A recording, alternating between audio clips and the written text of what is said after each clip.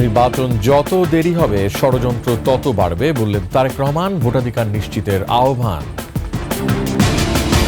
বৈষম্য বিরোধীদের নতুন ছাত্র সংগঠন ঘোষণা। চলতি সপ্তাহে হচ্ছে জুলাই নীতিমালা ও অধিদপ্তর। এনআইডি থাকলে পাসপোর্টে পুলিশ ভেরিফিকেশন নয়, ভারতে মেডিকেল ভিসাতেও ভোগান্তি। এবার বাংলা একাডেমিতে দুদকের অভিযান, 175 জনের নিয়োগের দুর্নীতি ও স্বজনপ্রীতি। 21 টেলিভিশনে নিচতলায় আগুন দুর্ঘটনা নয়, পেয়ালা ক্যাফের ম্যানেজার গ্রেফতার।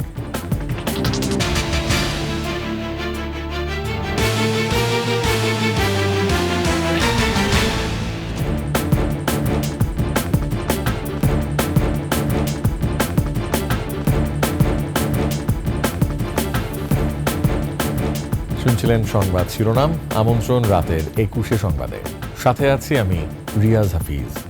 দর্শক, 21 টেলিভিশনের সংবাদ একই সাথে সরাসরি দেখতে পাবেন আমাদের ফেসবুক পেজ www.facebook.com/2124 অনলাইনে।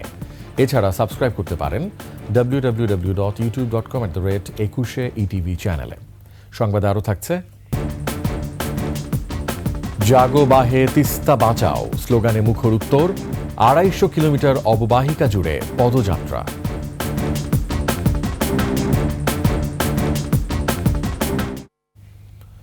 নির্বাচন যত দেরি হবে ষড়যন্ত্র তত বাড়বে বলে মন্তব্য করেছেন বিএনপির ভারপ্রাপ্ত চেয়ারম্যান তারেক রহমান।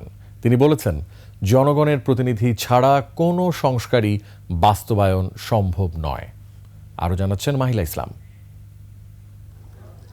জুলাই অভ্যুত্থানের সময় হামলায় আহত ফটো জার্নালিস্ট অ্যাসোসিয়েশনের সদস্যদের সহযোগিতা করতে রাজধানীর কেআইবি মিলনায়তনে মতবিনিময় সভা। অন্তত 10 জন ফটো সাংবাদিকদের আর্থিক সহযোগিতা তুলে দেয় আমরা বিএনপি পরিবার। সভায় অংশ নিয়ে বিএনপি নেতারা জুলাই আগস্টের আন্দোলনে ক্ষতিগ্রস্তদের চিকিৎসা ও বিচার নিশ্চিতের জোর দেন। ফ্যাসিস্ট কিভাবে গুম করেছে, কিভাবে খুন করেছে, কিভাবে আয়নাঘর সৃষ্টি করেছে, কিভাবে হত্যা করেছে, হয়তোবা সব বিচার তারা করতে পারবেন না, কিন্তু বিচার আমাদেরকে করতে হবে। ওরা যদি কখনো কোনো দিক থেকে দেশে সে রাষ্ট্র ক্ষমতায় আসে, স্বাধীনতা, সার্বভৌমত্ব, গণতন্ত্রের কোনো চিহ্নই রাখবে না, এটা ওরা নিজেরাই প্রমাণ করেছে। অনুষ্ঠানে ভার্চুয়ালি যুক্ত হয়ে বিএনপির ভারপ্রাপ্ত চেয়ারম্যান তারেক রহমান বলেন, বৈষম্যহীন দেশ গড়তে সবার আগে জনগণের ভোটের অধিকার নিশ্চিত করতে হবে। যত দেরি হবে নির্বাচনের, তত বেশি কিন্তু বিভিন্ন ষড়যন্ত্রের ডালপালা বাড়তে থাকবে। দেশকে যদি একটি স্থিতিশীল অবস্থার মধ্যে ধরে রাখতে হয়, তবে তার দায়িত্ব অবশ্যই জনগণের হাতে ছেড়ে দিতে হবে। তিনি বলেন, জনগণের প্রতিনিধি ছাড়া কোনো সংস্কারই বাস্তবায়ন সম্ভব নয়। এই সংস্কারকে সফল করার জন্যই এমন মানুষের দরকার যারা সরাসরি জনগণের সাথে সম্পৃক্ত। তা না হলে কোনো সংস্কারই সফল করা সম্ভব হবে না। ঘোষণা দেন, শুধু জুলাই আগস্ট আন্দোলন নয়, 15 বছর গণতন্ত্রের জন্য আন্দোলন সংগ্রামে আওয়ামী লীগের নির্যাতনের শিকার সকল সাংবাদিকদের তথ্য সংগ্রহে সহায়তা করবে বিএনপি। তাদের পাশে দাঁড়িয়ে তাদেরকে সহযোগিতা করার জন্য। মাহিলা ইসলাম, 21 টেলিভিশন, ঢাকা। দেশ বিক্রি করে তিস্তা থেকে এক ফোঁটা পানিও আনতে পারেনি আওয়ামী লীগ সরকার, এ মন্তব্য করেছেন বিএনপি মহাসচিব মির্জা ফখরুল ইসলাম আলমগীর। তিনি বলেন, তিস্তা রক্ষার আন্দোলন বাঁচা মরার লড়াই। লালমনিরহাটে তিস্তা পাড়ে সমাবেশে বক্তব্য দেন মির্জা ফখরুল। তিস্তার ন্যায্য হিস্যা আদায় ও তিস্তা মেগা প্রকল্প বাস্তবায়নের দাবিতে 17 ও 18 ফেব্রুয়ারি তিস্তা পাড়ে 48 ঘণ্টা লাগাতার অবস্থান কর্মসূচি পালন করছে বিএনপি। প্রতিনিধিদের পাঠানো তথ্য ছবিতে আরও জানাচ্ছেন ইউসুফ হাসান নাইম। সকাল থেকেই জাগো বাহে তিস্তা বাঁচাই স্লোগানে প্রকম্পিত তিস্তা নদীর দুই পার। তিস্তার চরে জড়ো হয়েছেন উত্তরবঙ্গের হাজারো মানুষ। লালমনিরহাট, রংপুর, গাইবান্ধা, কুড়িগ্রাম ও নীলফামারী সহ উত্তরাঞ্চলের 11টি স্থানে একযোগে 2 দিনব্যাপী প্রতিবাদ কর্মসূচি চলছে। তিস্তার 242 কিলোমিটার অববাহিকা জুড়ে অনুষ্ঠিত হচ্ছে পদযাত্রা। আমার আন্দোলন তিস্তা পাড়ার জনগণের ভাগ্যের উন্নয়ন আন্দোলন। তিস্তা আমাদের আশীর্বাদ, এই আশীর্বাদকে আমরা দীর্ঘদিন ধরে আমাদের এই তিস্তার ন্যায্য হিস্সা আমরা পাই না, পানির হিস্সা পাই না। সকাল থেকেই জাগো বাহে তিস্তা বাঁচাই স্লোগান নিয়ে রংপুরের কাউনিয়াই উপজেলায় শুরু হয় প্রতিবাদ সমাবেশ। কর্মসূচির উদ্বোধন করেন বিএনপি মহাসচিব মির্জা ফখরুল ইসলাম আলমগীর। তিনি বলেন, দেশ বিক্রি করে এক ফোঁটা পানিও আনতে পারেনি আওয়ামী লীগ। 15 বছরে বাংলাদেশ থেকে বেঁচে দিছে তিস্তার এক ফোঁটা পানি আনতে পারে নাই। কর্মসূচিতে অংশ নেন বিএনপির অন্যান্য নেতা ও রংপুরের স্থানীয়রা। একই দাবিতে গাইবান্ধার সুন্দরগঞ্জে হরিপুরে তিস্তা ব্রিজের পাশে শুরু হয় তিস্তা নদী বাঁচাও আন্দোলনের জনতার সমাবেশ ও গণ অবস্থান কর্মসূচিতে প্রধান অতিথি হিসেবে বক্তব্য দেন বিএনপির কেন্দ্রীয় নেতা বরকতুল্লাহ ভুলু সহ কেন্দ্রীয় ও স্থানীয় নেতাকর্মীরা। এই তিস্তা নদী আজকে মরুভূমিতে পরিণত হয়েছে। শুধু তিস্তা নয়, পদ্মা সহ আরো সুরমা, কুশিয়ারা, আমার জেলার মৌরি নদী সহ অনেক নদী আজকে ভারত শুকিয়ে ফেলেছে। লালমনিরহাটে তিস্তা মহাপরিকল্পনা বাস্তবায়নের দাবিতে টানা 48 ঘন্টার অবস্থান কর্মসূচি পালন করছেন তিস্তা পাড়ের মানুষ। এই তিস্তা মহাপরিকল্পনা বাস্তবায়ন করার লক্ষ্যে আজকে আমাদের এই আন্দোলন। আমাদের এই যে বানটা হয় আমাদের খুবই উপকার হয়। কুড়িগ্রামের রাজারহাট উপজেলার তিস্তাপাড়ের বুড়িরহাট এলাকায় সমাবেশ হয়। প্রধান অতিথি ছিলেন বিএনপি চেয়ারপারসনের উপদেষ্টা মোয়াজ্জেম হোসেন আলাল। বক্তারা তিস্তা চুক্তি ও মহাপরিকল্পনা বাস্তবায়নের জোর দাবি জানান। ইউসুফ হাসান নাইম, 21 টেলিভিশন। স্বতন্ত্র ছাত্র সংগঠন গঠনের ঘোষণা দিয়েছে বৈষম্য বিরোধী ছাত্র আন্দোলন। বিকেলে সংবাদ সম্মেলনে আন্দোলনের সমন্বয়করা জানান, ছাত্রদের এই সংগঠন কোনো লেজুর ভিত্তিক রাজনীতিকে সমর্থন করে না। কেউ রাজনৈতিক দল করতে চাইলে সংগঠন থেকে বের হয়ে আলাদাভাবে সংযুক্ত হতে হবে বলে জানান তারা। স্টুডেন্ট ফার্স্ট, বাংলাদেশ ফার্স্ট এই স্লোগানে পুরো বাংলাদেশের ছাত্রদের নিয়েই সংগঠনটির যাত্রা হচ্ছে। আগামীকাল থেকে ক্যাম্পেইনের মাধ্যমে দেশের শিক্ষা প্রতিষ্ঠানগুলোতে কার্যক্রম পরিচালনা করা হবে বলে জানান সংগঠনের নেতারা। বৈষম্য বিরোধী ছাত্র আন্দোলন এটি একটি অরাজনৈতিক প্ল্যাটফর্ম। এই সংগঠনটা বা এই প্ল্যাটফর্মটা কখনো রাজনীতিতে আসবে না। যার রাজনীতি করার প্রয়োজন হবে বা রাজনীতি করার ইচ্ছা থাকবে তারা হচ্ছে ওই প্ল্যাটফর্ম থেকে বের হয়ে এসে রাজনীতি করবে। যে আদর্শ নিয়ে আমরা বৈষম্য বিরোধী ছাত্র আন্দোলনে গিয়েছি সেই আদর্শটা এখনও ঠিক আছে। আমরা সবাই ফ্যাসিবাদের বিরুদ্ধে এখনও একই জায়গায় আছি এবং একই স্থানে আছি। আমাদের আদর্শের ন্যূনতম কোনো বিচ্যুতি হয় নাই। আমরা আমাদের রাজনৈতিক প্রয়োজনে একটা নতুন সাংগঠনিক প্রয়োজনে নতুন একটি সংগঠন করছি। চলতি সপ্তাহে জুলাই নীতিমালা এবং জুলাই অধিদপ্তর হতে যাচ্ছে বলে জানিয়েছেন মুক্তিযুদ্ধ বিষয়ক উপদেষ্টা। অভ্যুত্থানে নিহতরা জুলাই শহীদ এবং আহতদের জুলাই যোদ্ধা হিসেবে স্বীকৃতি দেওয়া হবে।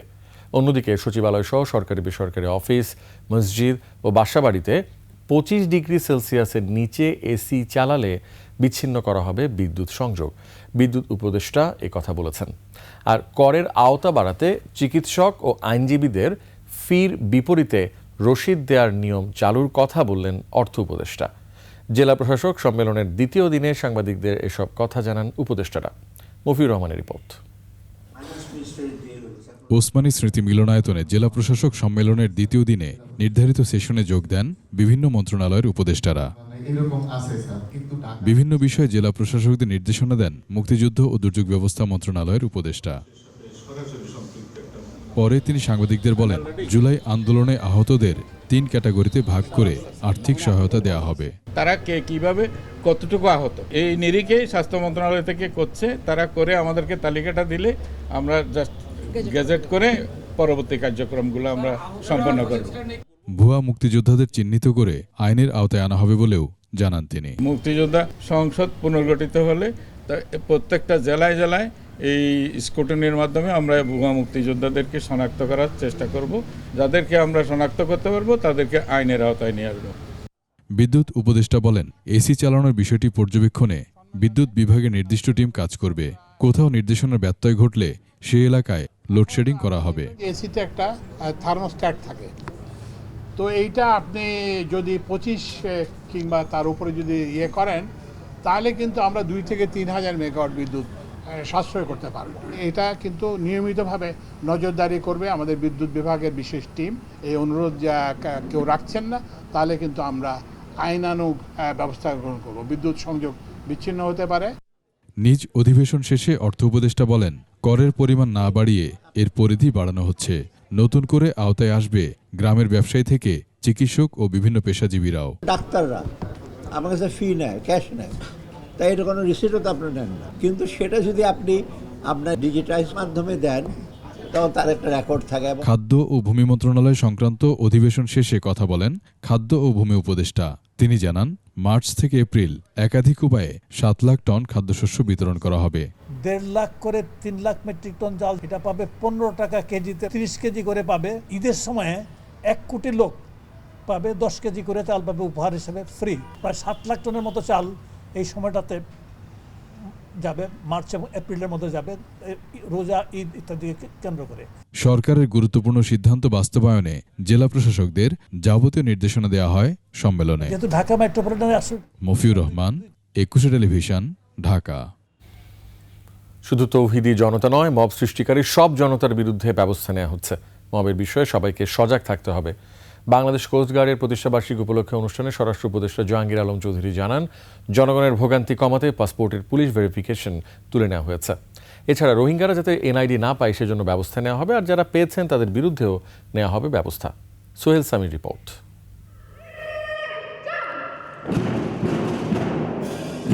কোস্টগার্ডের 30তম প্রতিষ্ঠা বার্ষিকী। এ উপলক্ষে আয়োজন করা হয় জমকালো অনুষ্ঠান।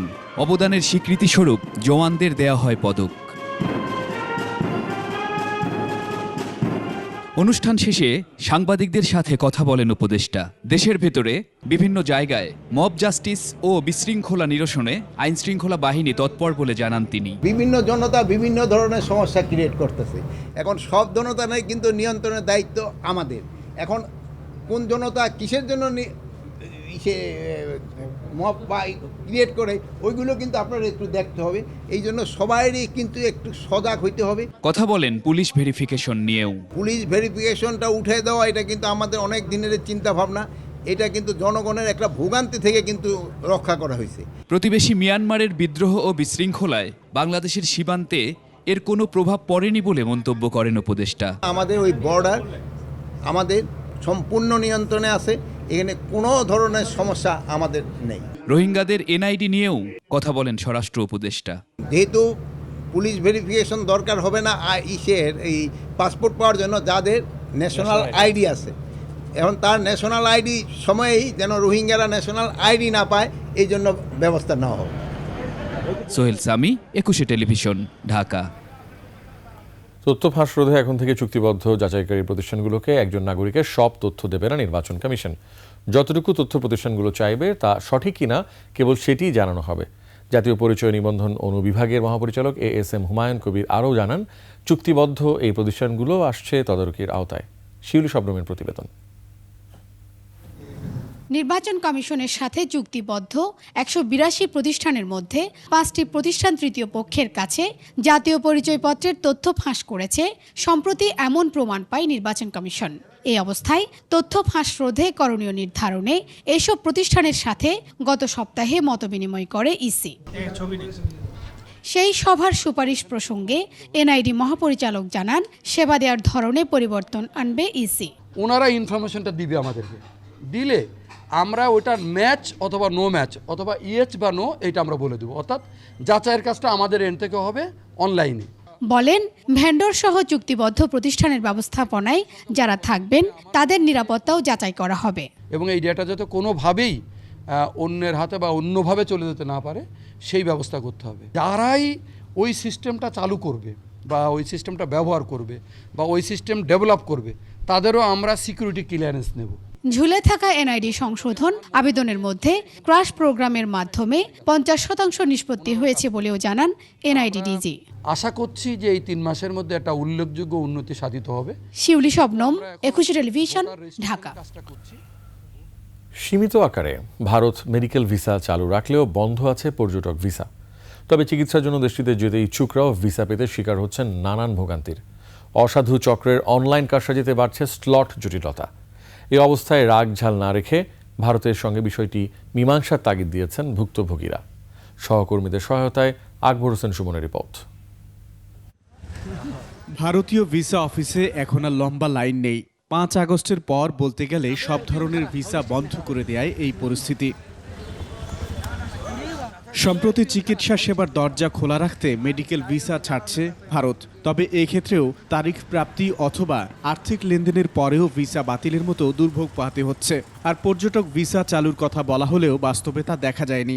অনেক দিন হয়ে গেল, ডেট পাচ্ছি না। মোটামুটি আমি ব্যাংকডাপের জন্য যে টাকাটা লাগে সেই টাকাটা দেওয়া মোটামুটি আমার প্রায় মাস 3 হয়ে গেছে। 10 তারিখে সাবমিশন করছিলাম, আমার 16 তারিখে আমার রিটার্ন দেওয়ার কথা ছিল। আজকে 16 তারিখ, 1টা থেকে 4টার মধ্যে দেওয়ার কথা। এখন দেখলাম যে ভিসা লাগে না। রিজন জানতে চাইলাম, রিজন তো ওরা আসলে কাউন্টার থেকে বলতে চায় না।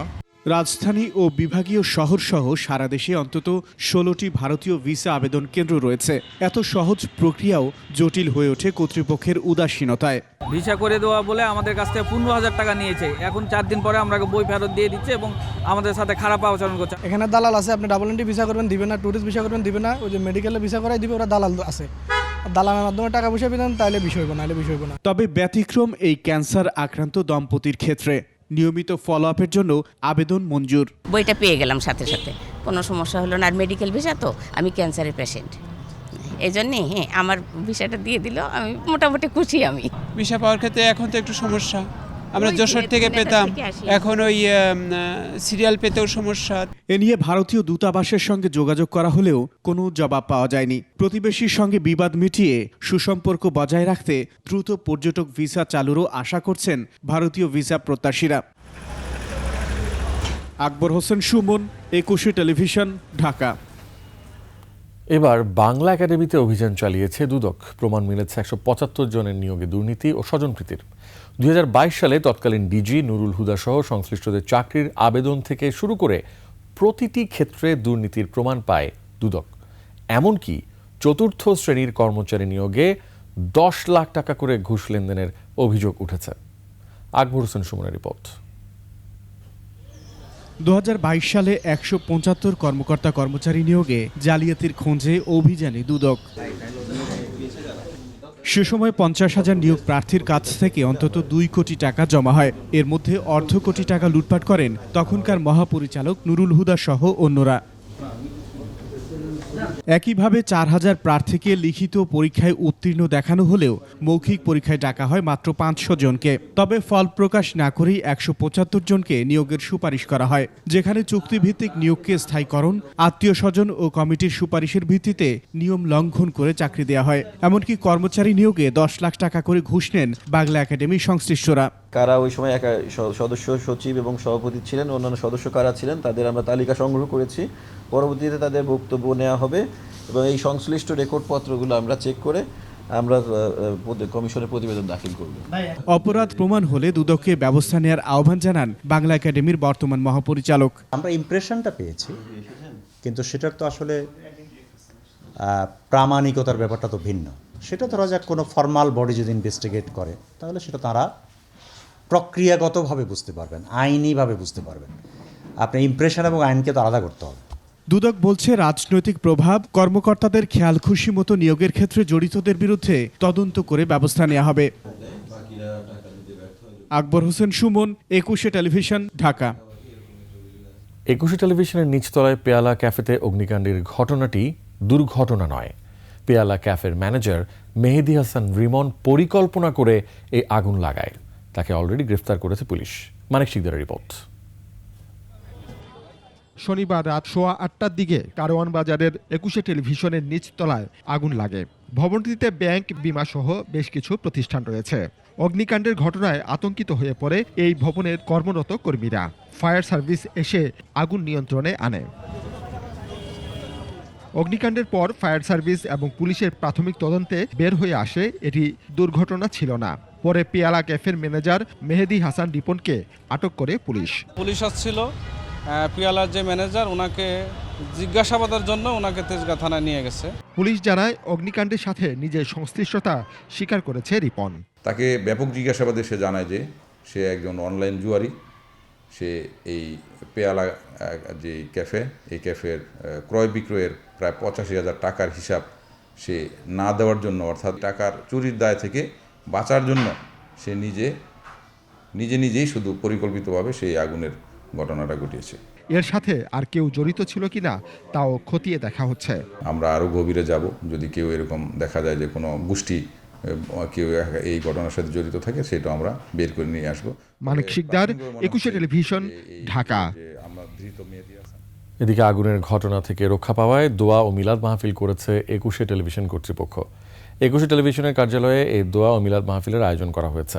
এ সময় পবিত্র কোরআন থেকে তেলাওয়াত করা হয়। পরে মোনাজাতে গত 15 ফেব্রুয়ারি 21 টেলিভিশন ভবনের নিচে পেয়ালা ক্যাফেতে লাগা আগুন থেকে রক্ষা পাওয়ায় আল্লাহর কাছে শুকরিয়া আদায় করা হয়। এছাড়া 21 টেলিভিশনের চেয়ারম্যান ও সিইও আব্দুল সালাম সহ 21 পরিবারের সবার মঙ্গল কামনায় দোয়া করা হয়।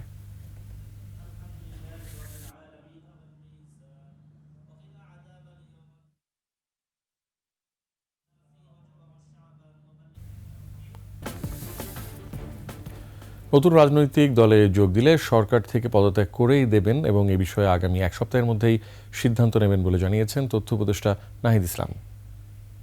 বৈষম্যবিরোধী নাগরিক কমিটি তারা একটা রাজনৈতিক দলের উদ্যোগের কথা বলেছে অনেক আগেই, ফেব্রুয়ারির মধ্যে সেই, এবং আমি আমার জায়গাতে বলেছি যে সেই দলে হয়তো যুক্ত হওয়ার সম্ভাবনা আমার থাকতে পারে, কিন্তু সেটা হলে আমি সরকার থেকে এটা আনুষ্ঠানিকভাবে পদত্যাগ করেই সেটি করব। সে বিষয়ে আমি এখনও চূড়ান্ত সিদ্ধান্ত নেইনি, কিন্তু সেটা সম্ভাবনা আছে। হয়তো এই সপ্তাহের শেষে আমি এই বিষয়ে একটা চূড়ান্ত সিদ্ধান্ত আপনাদের সবাইকে জানাতে পারব। রমজান মাসকে ঘিরে বাজারে নৈরাজ্য ঠেকাতে বাণিজ্য মন্ত্রণালয়কে সহযোগিতা করবে সেনাবাহিনী। এ কথা জানিয়ে সংবাদ সম্মেলনে সামরিক অপারেশন পরিদপ্তরের কর্নেল স্টাফ মোহাম্মদ শফিকুল ইসলাম বলেছেন, মব জাস্টিস সহ অপরাধের বেশ কয়েকটি হটস্পট চিহ্নিত করা হয়েছে। দীপু শিকদারের রিপোর্ট। সেনা সদরের প্রেস ব্রিফিংয়ে গত 50 দিনে সেনাবাহিনীর কর্মকাণ্ড তুলে ধরা হয়। কোনো অন্যায়কেই সেনাবাহিনী কখনো প্রশ্রয় দেয় না। জানানো হয় মব জাস্টিস সহ অপরাধের বেশ কিছু হটস্পট চিহ্নিত করা হয়েছে। 42টি বিশৃঙ্খল পরিস্থিতি নিয়ন্ত্রণ করা হয়েছে। এছাড়া এ পর্যন্ত 172টি অবৈধ অস্ত্র, 527 রাউন্ড গোলাবারুদ উদ্ধার, 334 জন মাদক ব্যবসায়ীকে গ্রেফতার করা হয়। এছাড়া 2142 জন অপরাধীকে দেশের বিভিন্ন স্থান থেকে আটক করা হয়। হত্যা আগে 350-এর মতো ছিল, এখন এটা 120-এ এসছে। তো আমরা আমাদের কর্মতৎপরতা আমরা জারি রেখেছি এবং আমরা এর জন্য বেশ কিছু হটস্পট আমরা চিহ্নিত করেছি। শুধু মব জাস্টিসই না, চাঁদাবাজি, চুরি, হত্যা এগুলো অনেকাংশে কমিয়ে নিয়ে এসছে। বাজার কন্ট্রোল করার জন্য সরকারের একটি বিশেষ দল, যারা দায়িত্বপ্রাপ্ত মন্ত্রণালয় আছে, তারা এটা নিয়ন্ত্রণ করছে। সেনাবাহিনীর যে কোনো সহায়তা যদি সরকার আমাদের কাছে, তাহলে আমরা সেভাবে কাজ করব। বান্দরবনের লামা থেকে 20 জনের মতো রাবার শ্রমিক অপহরণের ঘটনায় সেনাবাহিনীর অভিযান অব্যাহত রয়েছে। এছাড়া ধ্বংস করা হয়েছে কুকিচিনের 2টি আস্তানা। যারা এই অপহরণ করেছে তারা একটি নাম্বার দিয়ে তাদেরকে যে কিছু র্যানসাম বা টাকা চেয়েছে, বাট আমাদের পেট্রোল চলমান আছে, অতি শীঘ্রই এটা যাতে এদেরকে অপহরণকারীদের কাছ থেকে এদেরকে উদ্ধার করা যায়, এই কাজ চলমান। মোহাম্মদপুর ও বনানীতে ডাকাতির ঘটনায় সেনা সদস্যদের জড়িত থাকার অভিযোগের বিষয়ে সংবাদ সম্মেলনে বলা হয়, এই ঘটনায় উচ্চ পর্যায়ের তদন্ত আদালত গঠন করা হয়েছে। সেনা আইনের আওতায় তাদের বিচার করা হবে। দীপু শিকদার, 21 টেলিভিশন, ঢাকা। রমজানের রাজধানীর 25টি স্থানে সুলভ মূল্যে গরু ও মুরগির মাংস, ডিম ও দুধ বিক্রয় করা হবে বলে জানিয়েছেন মৎস্য ও প্রাণী সম্পদ উপদেষ্টা ফরিদা আক্তার। 28 ফেব্রুয়ারি থেকে শুরু হবে এই কার্যক্রম। দুপুরে সচিবালয় সংবাদ সম্মেলনে উপদেষ্টা জানান, সুলভ মূল্যে বিক্রির ক্ষেত্রে জুলাই বিপ্লবের সময় যেসব স্থানে সাধারণ মানুষের সক্রিয় অংশগ্রহণ বেশি ছিল, সেসব স্থানকে অগ্রাধিকার দেওয়া হবে। ভ্রাম্যমাণ এসব বিক্রয় কেন্দ্র থেকে 250 টাকায় ব্রয়লার মুরগির মাংস, দুধ 80 টাকা লিটার, ডিম 114 টাকা ডজন ও গরুর মাংস 650 টাকা কেজি দরে বিক্রি করা হবে। রাজধানীর বাইরে সারা দেশেও এই কার্যক্রম চলবে। মৎস্য ও প্রাণী সম্পদ উপদেষ্টা এ সময় আরও জানান, আগস্ট থেকে অক্টোবরের মধ্যে সৌদি আরব ও সংযুক্ত আরব আমিরাতে প্রবাসী বাংলাদেশিদের জন্য 11,000 টন ইলিশ রপ্তানি করা হবে।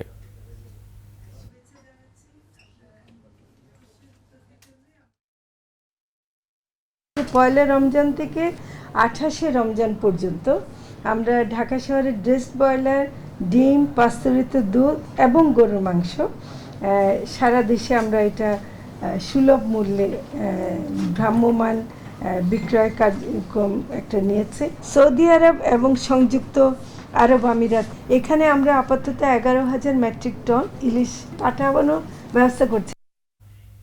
রাজধানীর উত্তরায় জুলাই আগস্ট গণহত্যা মামলায় ঢাকা উত্তর সিটির সাবেক মেয়র আতিক সহ 5 আওয়ামী লীগ নেতাকে গ্রেফতার দেখিয়ে কারাগারে পাঠিয়েছেন ট্রাইব্যুনাল।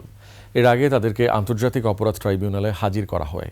গেল 11 ফেব্রুয়ারি বিচারপতি মোহাম্মদ গোলাম মুর্তজা মজুমদারের নেতৃত্বাধীন ট্রাইব্যুনাল সাবেক মেয়র আতিক সহ 5 আওয়ামী লীগ নেতাকে হাজির করার নির্দেশ দিয়েছিলেন। আতিক ছাড়া আওয়ামী লীগের অন্য 5 নেতা হলেন রাজধানীর উত্তরা পূর্ব থানা আওয়ামী লীগের শিক্ষা বিষয়ক সম্পাদক শাহিনুর মিয়া, উত্তরা পশ্চিম থানা আওয়ামী লীগের সভাপতি মনোয়ার ইসলাম চৌধুরী, গাজীপুর মহানগর আওয়ামী লীগের সাংগঠনিক সম্পাদক আবদুল্লাহ আল মামুন, উত্তরা ৬ নম্বর সেক্টর আওয়ামী লীগের সভাপতি বশির উদ্দিন ও ঢাকা মহানগর উত্তরের ১ নম্বর ওয়ার্ডের যুবলীগের সভাপতি দেলওয়ার হোসেন। জুলাই গণঅভ্যুত্থানের বিভিন্ন মামলায় তারা বর্তমানে গ্রেফতার আছেন। জুলাই আগস্ট বিপ্লবে নিরীহ নিরস্ত্র ২০০ জনের অধিক জনগণকে, ছাত্র জনতাকে হত্যা করা হয়েছে এবং এই ক্ষেত্রে এরা কেউ চিকিৎসায় বাধা দিয়েছে, কেউ হেলমেট বাহিনীকে অস্ত্র সরবরাহ করেছে এবং বিভিন্নভাবে এরা মানবতা বিরোধী অপরাধে কর্মকাণ্ডে সক্রিয়ভাবে অংশগ্রহণ করেছে, যার তথ্য প্রমাণ আমাদের ইনভেস্টিগেশন এজেন্সির কাছে আছে। চাকরিচ্যুতির ঘটনায় অস্থিরতা তৈরি হয়েছে ইউনিয়ন ব্যাংকে। রাজধানীর গুলশানের প্রতিষ্ঠানটির প্রধান কার্যালয়ের সামনে বিক্ষোভ করেন কর্মকর্তা কর্মচারীরা। তাদের দাবি, কোনো কারণ না দেখিয়েই কর্মকর্তা কর্মচারীদের বরখাস্ত করা হচ্ছে। তবে নতুন করে কোনো কর্মকর্তাকে বরখাস্ত করা হবে না বলে আশ্বস্ত করেছেন ব্যাংকটির শীর্ষ কর্মকর্তারা। সোহেল সামির রিপোর্ট। এস আলম গ্রুপের নিয়ন্ত্রণমুক্ত হওয়ার পর ইউনিয়ন ব্যাংকে চলছে ছাঁটাই কার্যক্রম, আর একে কেন্দ্র করে অস্থিরতা দেখা দিয়েছে ব্যাংকটিতে। সোমবার ব্যাংকের গুলশানের প্রধান কার্যালয়ের সামনে চাকরিচ্যুতির প্রতিবাদে বিক্ষোভ করেছেন কয়েকশো কর্মকর্তা কর্মচারী। তাদের দাবি, বরখাস্তের ক্ষেত্রে যথাযথ প্রক্রিয়া অনুসরণ করা হচ্ছে না। গতকালকে সিদ্ধান্ত হয়েছে 9 থেকে 10 জনকে বিশেষ করে বিনিয়োগ বিভাগের টার্মিনেট করা হয়েছে এবং এটা প্রক্রিয়া আছে যে 180 জন অথবা তারও বেশি এমপ্লয়িকে গ্র্যাজুয়ালি টার্মিনেট করা হবে। কোনো রকম তদন্ত ছাড়া, আত্মপক্ষ সমর্থন ছাড়া কোনো রকমের টার্মিনেশন হবে না এবং আমাদের ব্যাংকটা যেন ঘুরে দাঁড়াতে পারে, এই জন্য একটা বিজনেস পলিসি দিতে হবে। তারা সেরকম কিছু না করে শুধু টার্মিনেশন বা ট্রান্সফার, পানিশমেন্ট এগুলোর দিকে যাচ্ছে। বিক্ষোভের এক পর্যায়ে ব্যাংকটির প্রধান কার্যালয়ের কার্যক্রম বন্ধ হয়ে যায়। পরে গণমাধ্যমের সামনে আসেন শীর্ষ কর্মকর্তারা। বোর্ড বলছে এবং আমাদের মাননীয় চেয়ারম্যানও বলছে যে না, আমরা এটাই সিদ্ধান্ত থেকে এক্সিকিউট করবো না। তো সুতরাং আমি এটা চাচ্ছি জিনিসটাকে যে আল্লাহর মতো সমস্ত এমপ্লয়ি আমাদের আগের মতো কাজ করা শুরু করুন। সম্প্রতি শতাধিক কর্মকর্তা কর্মচারীকে ছাঁটাই করেছে ইউনিয়ন ব্যাংক।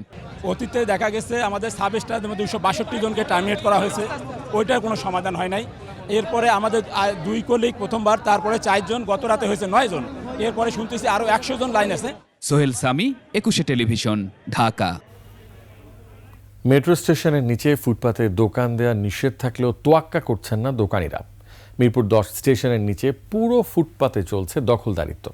দোকানের লাইটিংয়ের জন্য অবৈধভাবে যে বিদ্যুতের তার ব্যবহার করা হচ্ছে, সেগুলো খুবই ঝুঁকিপূর্ণ। এতে সবচেয়ে বেশি ভোগান্তিতে মেট্রো রেলে চলাচলকারী যাত্রীরা। সুমন রায়হানের ক্যামেরায় সিরাত আল মুস্তাকিমের রিপোর্ট। ঝুঁকিপূর্ণ বিদ্যুতের তার আর ফুটপাতের দুপাশের দোকানের মাঝের সামান্য রাস্তা দিয়ে এভাবেই প্রতিদিন চলাচল করছেন হাজার হাজার মানুষ। মিরপুর 10-এর মেট্রো স্টেশনের নিচের ফুটপাতের চিত্র এটি। মেট্রো স্টেশনের নিচে ফুটপাত বা কোনো ধরনের ভ্রাম্যমাণ দোকান বসানো সম্পূর্ণ নিষেধ, কিন্তু আমার দুই পাশের অবস্থা দেখে মোটেও বোঝার উপায় নেই এটি মিরপুর 10-এর মেট্রো রেলের নিচের অবস্থা। দুই পাশে ফুটপাতের দোকানের কারণে সবথেকে বেশি ভোগান্তি পোহাচ্ছেন মেট্রো রেলে যাতায়াতকারী সাধারণ যাত্রীরা। ঢুকতে এবং বের হতে চরম বেগ পেতে হচ্ছে তাদের। স্টেশনের নিচের পুরো ফুটপাত এখন ভ্রাম্যমাণ দোকানের দখলে। স্টেশনে ঢুকতে এবং বের হতে সমস্যায় পড়ছেন যাত্রীরা। নষ্ট হচ্ছে স্টেশনের সৌন্দর্য তো নিশ্চিত নষ্ট হচ্ছে। ফুটপাত মুক্ত হতো তাহলে মেট্রো রেল আরো ভালো হতো। দুই পাশ দিয়ে দোকান, এখন অসুবিধাই হয় আমাদের হাঁটাচলা করা। বিশেষ করে সবচেয়ে বেশি সমস্যায় পড়েন নারী যাত্রীরা। ফুটপাতের ভিড়ের কারণে শিকার হন ব্যাড টাচেরও। ধাক্কাধাক্কির কারণে ভিড়ের মধ্যে চুরি বা অনেক কিছু প্রবলেম হয়, প্লাস ব্যাড টাচ তো আছে। একজন মানুষ আরেকজন মানুষের মধ্যে গায়ের মধ্যে ঢুকে যায়, আর মেয়ে মানুষদের তো হাঁটার জন্য আরো কষ্টের ব্যাপার এটা। এদিকে দোকানের লাইটিং করার জন্য যে বিদ্যুতের লাইন নেওয়া হয়েছে সেগুলো খুবই ঝুঁকিপূর্ণ। মেট্রো স্টেশনের লোহার পিলারের সাথে বাঁধা হয়েছে এসব তার। এখান থেকে যে কোনো সময় ঘটতে পারে বড় ধরনের দুর্ঘটনা। দোকানিরা বলছেন তাদের জন্য অন্য জায়গা ব্যবস্থা করে দিলে তারা এই জায়গা ছেড়ে দেবেন। আমাকে যদি অন্য জায়গায় ভালো একটা পজিশন দেখে আমাকে ব্যবসা করার সুযোগ দেয়, তাহলে আমরা এই জায়গায় করবো। আমি তো এখানে দোকান মাঝে মাঝে বসে, মাঝে মাঝে বাইরে কোনাতে নিয়ে যাই। সাধারণ পথচারীদের দাবি দ্রুতই হকার মুক্ত করা হোক ফুটপাত, যাতে স্বস্তিতে চলাচল করতে পারেন সবাই। আমরা যারা নাগরিক আছি তারা আমরা ফুটপাত মুক্ত রাজধানী চাই। সিরাত আল মুস্তাকিম, 21 টেলিভিশন, ঢাকা। হাসিনা সরকারের সময়ে শুল্কমুক্ত সুবিধায় সংসদ সদস্যদের আনা ৩৫টি গাড়ি নিলামের জন্য ১৩০টি দরপত্র জমা পড়েছে। বিকেলে কাস্টমস নিলাম শাখায় বাক্স খুলে দরপত্রগুলো বের করা হয়। জমা পড়া নিলামের পে অর্ডার ও বিড মূল্য এর মধ্যে সর্বোচ্চ ৩,১০,০০,০০০ টাকা দর উঠেছে শুল্কমুক্ত সুবিধায় আনা একটি ল্যান্ড ক্রুজারের। কাস্টমস জানায় ৪৪টির মধ্যে ৯টির কোনো দরপত্র জমা পড়েনি। নিলাম দরে ৬০% হলেই বিডারদের গাড়ি খালাসের অনুমোদন দেওয়া হবে বলেও জানায় কাস্টমস।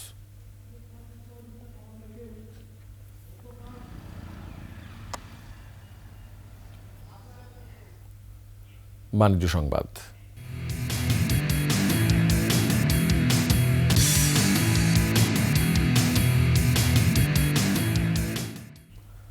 লক্ষ্মীপুরে সনি স্মার্ট আই কেয়ার ক্যাম্পে স্মার্ট ফাউন্ডেশনের উদ্যোগে বিনামূল্যে চোখের চিকিৎসা ও ছানি অপারেশনের সুযোগ পেয়েছেন ২,০০০ রোগী।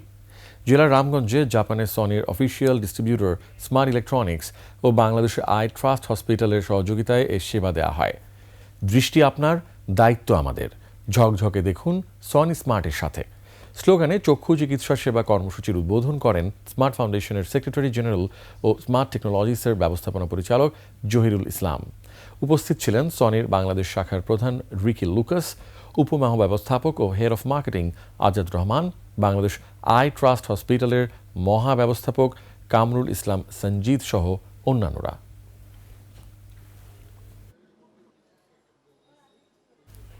অমর একুশে বইমেলার খবর।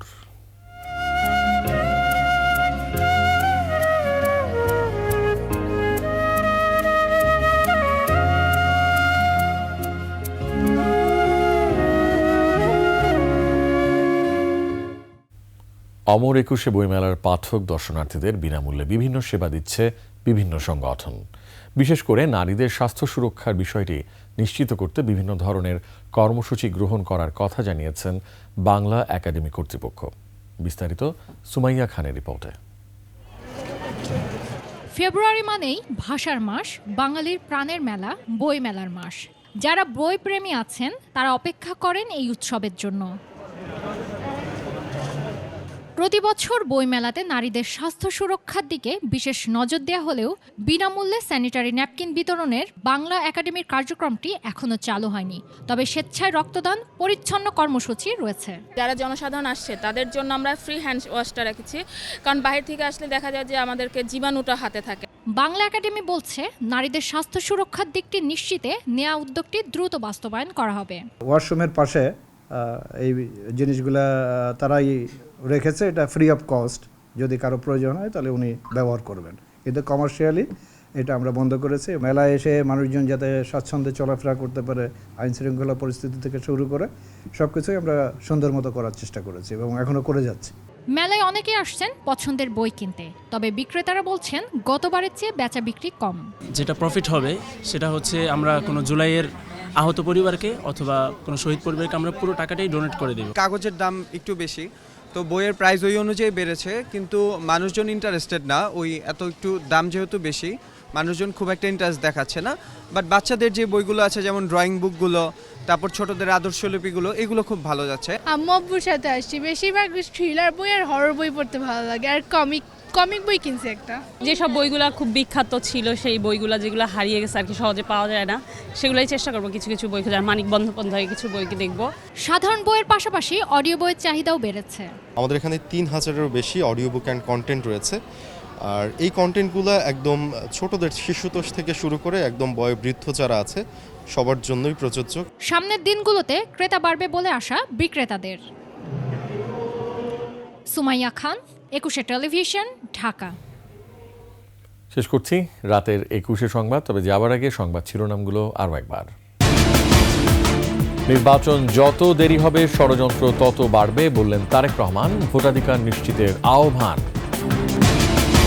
বৈষম্য বিরোধীদের নতুন ছাত্র সংগঠন ঘোষণা, চলতি সপ্তাহে হচ্ছে জুলাই নীতিমালা ও অধিদপ্তর। এনআইডি থাকলে পাসপোর্টে পুলিশ ভেরিফিকেশন নয়, ভারতে মেডিকেল ভিসাতেও ভোগান্তি। এবার বাংলা একাডেমিতে দুদকের অভিযান, 175 জনের নিয়োগে দুর্নীতি ও স্বজনপ্রীতি। 21 টেলিভিশনের নিচতলায় আগুন দুর্ঘটনা নয়, পেয়ালা ক্যাফের ম্যানেজার গ্রেফতার।